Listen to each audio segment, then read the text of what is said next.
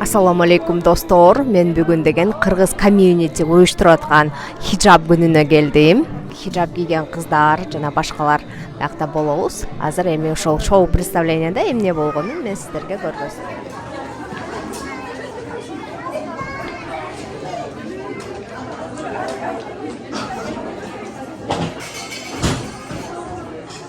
Ушундай столдор даярланып, кыргыз комьюнитинин кыз келиндери ушундайларды даярлап конокторду күтүп атышат. Бул деген Turkish центр бар Чикагонун шаарында. Ошол жерде деген кыз келиндер ушундай хиджаб күнү уюштуруп атышат. Бул жерде азыр кандайдыр бир шоулор болот экен. Ошону бул жерге азыр апалар походу бешикке оромой кылышат окшойт. Смотрите, кандай красивый төшөктөр экен. Ушундай оформление кылып, бул эжелердин кийингендерин карасаңыздар, кыргызча, жашынакай.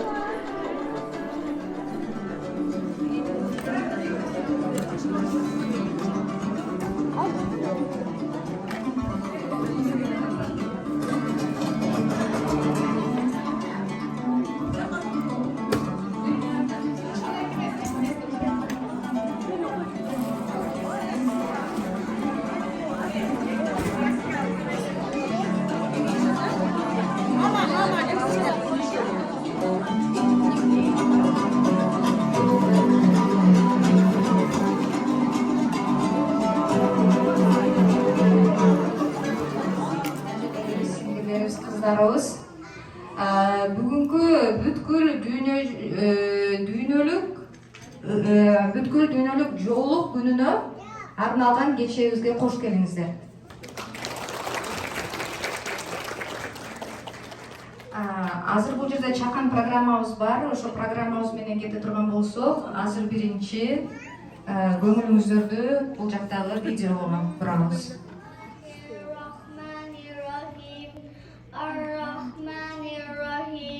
مالك يوم الدين إياك نعبد وإياك نستعين اهدنا الصراط المستقيم صراط الذين أنعمت عليهم غير المغضوب عليهم ولا الضالين. Жаш бөбөктөрүбүз Куран окуп бүткөндөн кийин аялдын басы өткөн жолу деген спектакль коюлду. Бул спектакльде деген адамдын төрөлүшү, андан кийин өспүрүм болуп өсүшү, андан кийин колго алышка жарап калыптанышы, андан кийин турмушка берилиши, андан кийин бала чакалар менен өсүп өнүгүшү, андан кийин кабырга барышы жөнүндө деген мини спектакль болду. Ошого көңүл буруп коюңуздар. Сен төрөлгөндө 40 жыл улуу болдук деп сүйүнчүлөшкөн. Ошол күнү атам бейиштен жытын искеген. Таамтын баскан күнүмдөн атаңа кабыл көрчүсүн. Быйтыйган колуң менен буламыкты мыжыга кармап, ана атаңдын оозуна салчусуң. Не падам атаңдын мурутуна буламык жугуп калса, бокту колуң менен тазалачусуң. Самайыңдан сылап 5 жытыңды кере жыттап эс алып калчу. Атамдын, агаларымдын ботпактарын жууп берип, апамды түйшүктөн куткарып, агаларымдыктерди сезчү.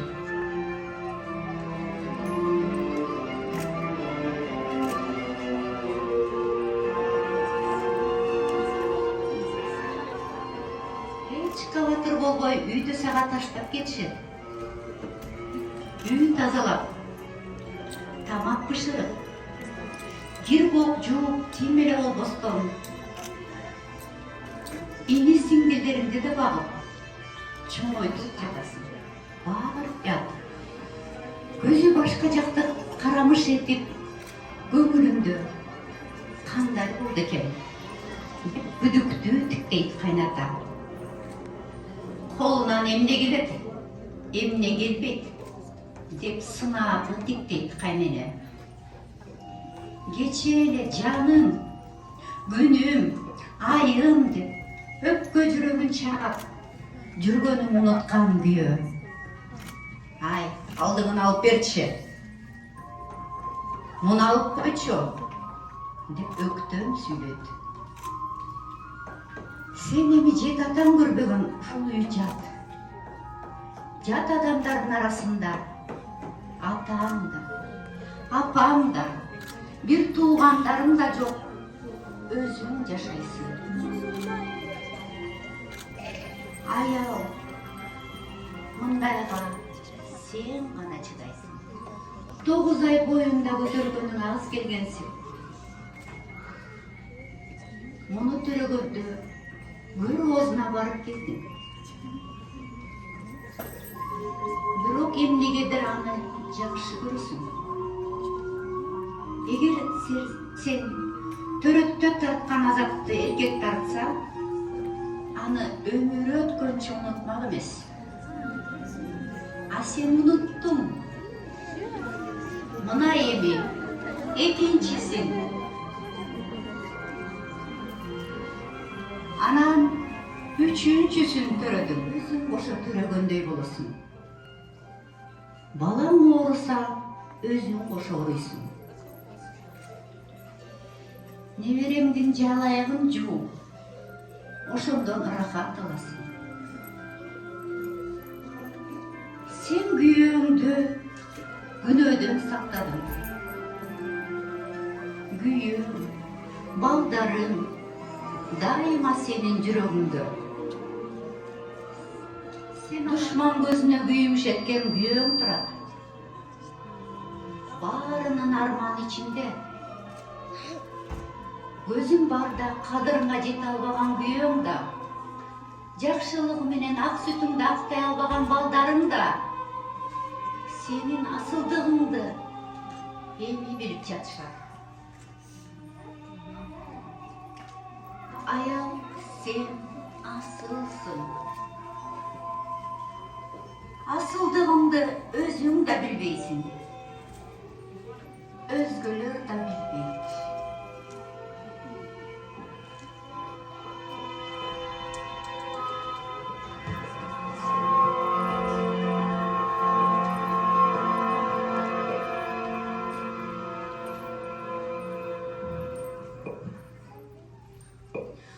Бул жашоо бизге келген белек.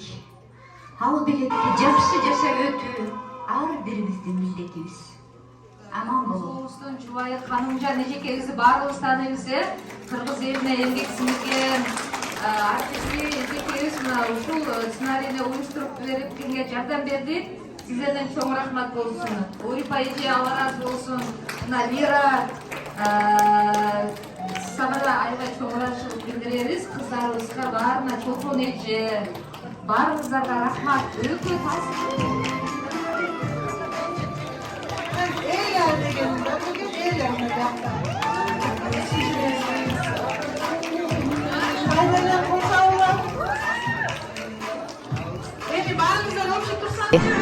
Эки командага бөлүнүп атышат азыр. Көрөбүз кандай оюн болот экен.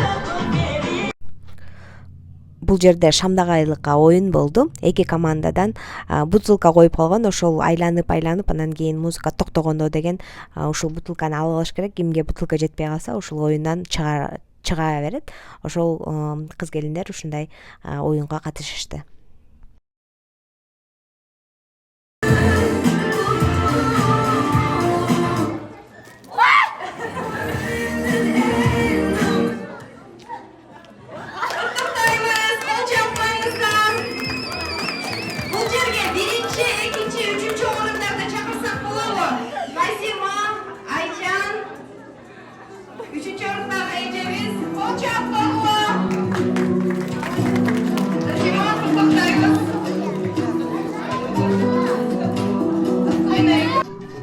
Андан кийин кыздар деген мода көргөзүштү. Бул хиджабты кандай кийсе болот, негизи эле кантип азыркы заманга ылайыкташтырып модалаштырса болот, өздөрүнүн желаниясы менен ушул моданы көргөзүп чыгышты.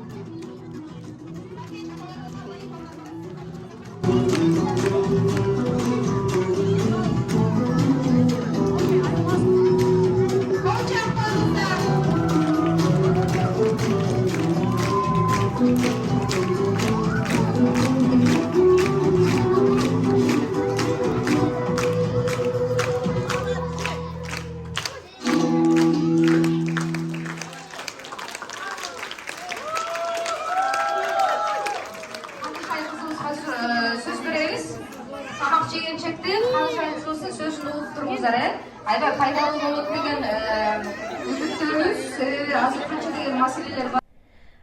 Андан кийинки эң мага жаккан части бул мероприятиянын бул кыздарга жоолук салуу. То есть кыздарды деген желаниясы менен ушул сценага приглашать этишти. Ушул жактан деген кыздарга жоолук салынып көрүүнү сунушташты. Бул кыздардын арасынан 1-2 гана мындан кийин дайыма жоолук салууну чечип, өздөрү ушул күндөн баштап жоолук салууну чечип кетишти. Калгандары болсо ушунчалык ыйлап, ушундай Кудайдын кудуретине башкача таасирленишти. Эми ошо кыздардын кандай жоолук салынганын көрүңүздөр.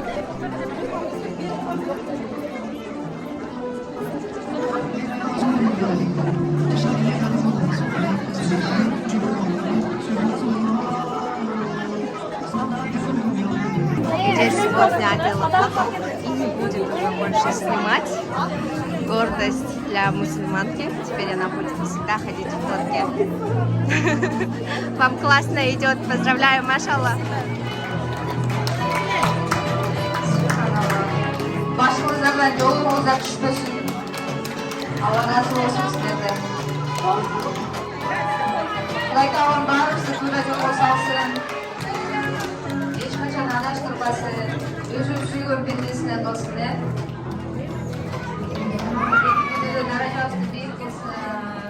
Мен жолугка келиштим 1 күндүк күнү болбоду. 2 жылдан бери нафсым менен күрөшүп келаткандай күнүм болчу. Бүгүнкү күндүн Аллахтын бүгүнкү күндү буйруптур да. Мен мынакей деп өзүмдү ушунча даярдап келаттым эле.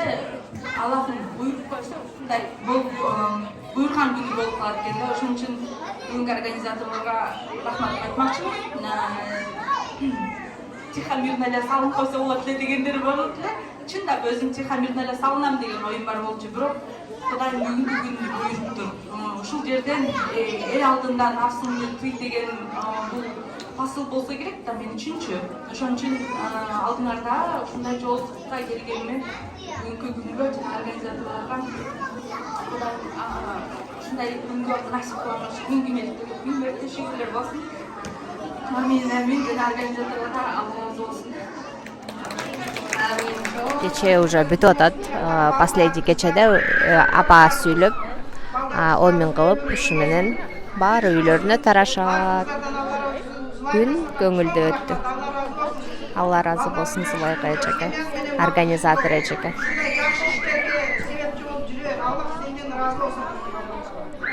Амин.